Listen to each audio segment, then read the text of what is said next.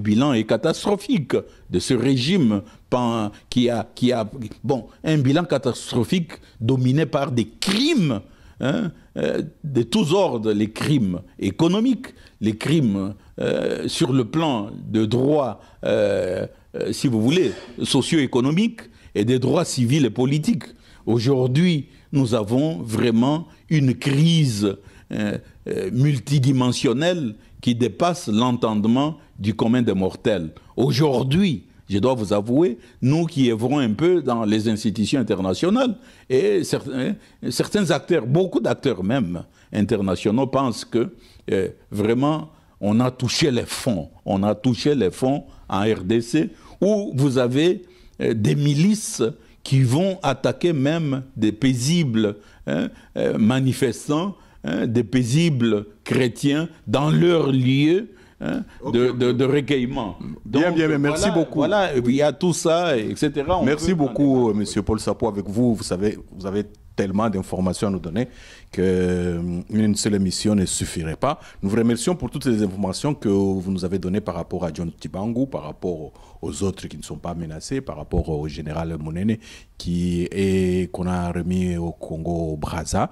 Mais nous profitons de votre présence parce que ce n'est pas tous les jours qu'on a la possibilité de vous avoir pour vite effleurer l'actualité nationale en ce moment. Et en cette situation d'illégitimité, d'illégalité, où ceux qui sont au pouvoir, même quand ils signent, en réalité, ça ne peut plus engager le peuple congolais, qu'est-ce que vous entrevoyez comme action? Sur quoi est-ce qu'on devrait finalement maintenant s'appuyer pour qu'on sorte un peu de l'obscurité? Bon, vu le taux très avancé, le taux de criminalité et de l'impunité qui a crévé tous les décors, tous les records, je vais dire, acceptables dans ces domaines, l'impunité, la criminalité, il faudrait que les Congolais se prennent en charge. Concrètement. Concrètement, il faut appuyer toutes les actions pacifiques de l'heure et ceux qui vont venir, qui vont suivre, notamment les appels, les marches, les actions qui sont disons, organisés par les comités de coordination, les comités plutôt laïques de coordination à Kinshasa. Et également d'autres manifestations, par exemple, que prône la diaspora, la communauté congolaise de l'extérieur.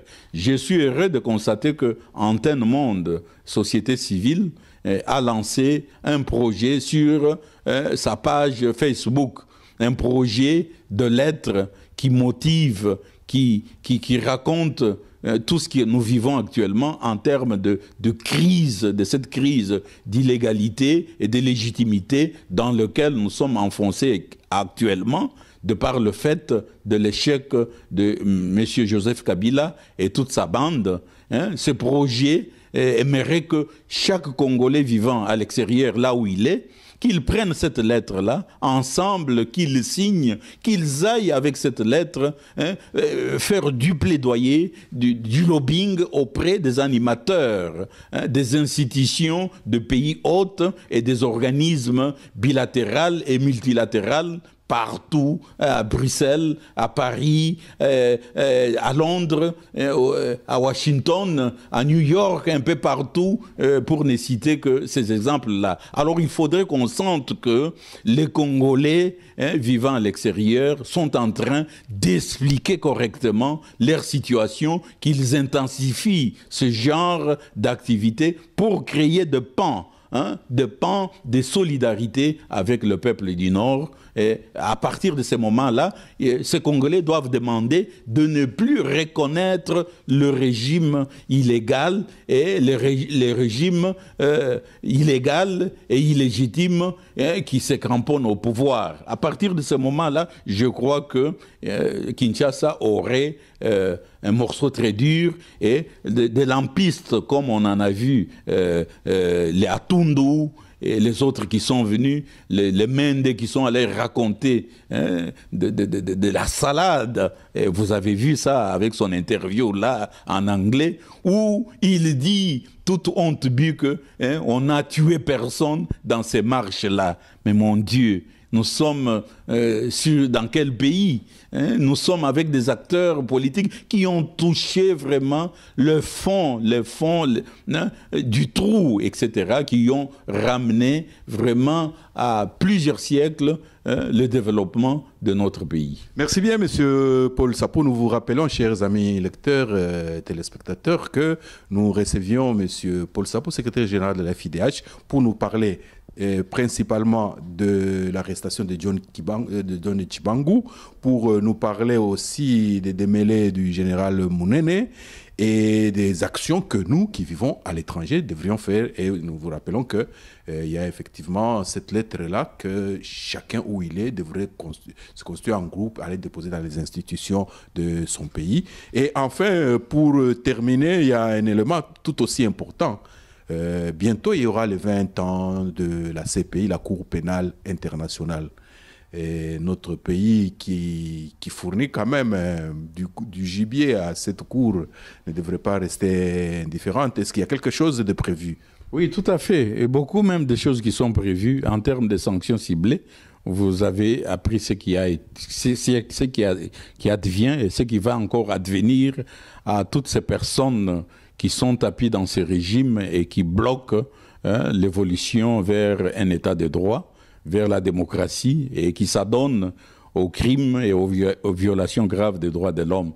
Toutes ces personnes, ces auteurs de toutes ces souffrances devraient tous payer un jour ou un autre. Donc pour cela, nous comptons actuellement sur la justice pénale internationale. Mais ça traîne, M. Paul Sapot. Oui, tout à fait. La justice prend son temps. Après des enquêtes, il y a alors un niveau vers lequel on passe. Et ce niveau-là n'est plus loin. Voilà, par exemple, avec tout ce qui s'est passé dans les provinces du Kasaï, où nous avons mené une enquête, la moisson a été abondante pour alimenter des procès, l'enquête et des procès de la Cour pénale internationale, pour qu'enfin cette Cour pénale internationale se saisisse de cette situation et enquête et mène des enquêtes et des actions d'arrestation, si vous voulez, de tous ces auteurs, de toutes ces souffrances infligées au peuple congolais. Et là, déjà, j'apprécie l'initiative des Congolais qui vont aller plutôt le 16 février, à La Haye. Ils ont obtenu l'autorisation d'aller à La Haye pour un sit-in et pour faire voir aux invités de la Cour pénale internationale qui viennent dans le cadre des festivités de 20 ans d'existence de cette CPI, qui viennent là, qui seront à La Haye, pour leur faire voir que quelque part sur ce globe, il y a la RDC qui est une situation, un cas, et qui pèse sur la conscience de l'humanité, sur la conscience de la communauté internationale. Alors, ça sera une action à la fois sociopolitique pour dire il faut que la CPI se penche vite sur la situation de la RDC, puisqu'on a affaire à un État qui utilise des moyens, qui pose des actes de terrorisme d'État en direction sur les comptes, si vous voulez, sur les comptes de sa population. Alors, il faudrait que ce jour-là, la diaspora puisse se mobiliser pour aller à cette activité, et puisque les autorités de la CPI vont recevoir un mémorandum. Mais après, les organisations des droits de l'homme, avec tout ce qu'elles ont comme dossier, vont alors saisir la CPI, et la CPI pour des actions, des informations qui doivent aider cette CPI à ouvrir vraiment des procès, à ouvrir des enquêtes et des procès pour lesquels les populations congolaises sont massacrées tous les jours pratiquement. Voilà quelque chose, saisir cette justice pénale internationale, puisque chez nous, au Congo, Kinshasa, en RDC, il n'y a pas de justice. Cette justice n'est pas indépendante, elle est au service du dictateur sanguinaire qui est en place pour le moment.